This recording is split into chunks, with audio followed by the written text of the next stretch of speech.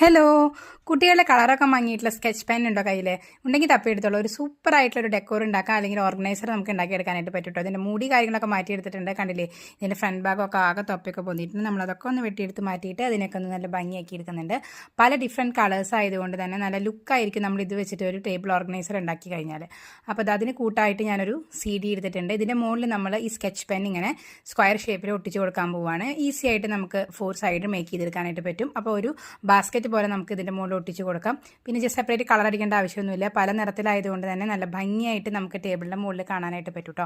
കുട്ടികൾക്കാണെങ്കിൽ ഇഷ്ടമാവും. നമ്മൾ 2 സെപ്പറേഷൻ കൂടി നടുക്കിൽ കൊടുക്കുന്നുണ്ട്. അപ്പോൾ ഒരു ഭാഗത്ത് നമുക്ക് വേണമെങ്കിൽ നല്ല നല്ല ഭംഗിയുള്ള ഫ്ലവേഴ്സ് വയ്ക്കാം. മറ്റേ സൈഡിൽ നമുക്ക് കുറച്ച് പെന്നും കൂടി അറേഞ്ച് ചെയ്ത് കഴിഞ്ഞാൽ സൂപ്പറായിട്ട് നമ്മുടെ ടേബിളിൻ്റെ മുകളിൽ വയ്ക്കാൻ പറ്റുന്ന ഒരു പെൻ ഹോൾഡർ, പെൻസിൽ ഹോൾഡർ, അല്ലെങ്കിൽ ചെറിയ ബുക്കൊക്കെ കൊള്ളുന്ന ഒരു ബാസ്ക്കറ്റ് റെഡി ആയിട്ടുണ്ട്. നിങ്ങൾക്ക് കണ്ടിട്ട് ഇഷ്ടപ്പെട്ട ലൈക്ക് ചെയ്യാനും ഷെയർ ചെയ്യാനും ഉണ്ടാക്കി നോക്കാനും മറക്കരുത്.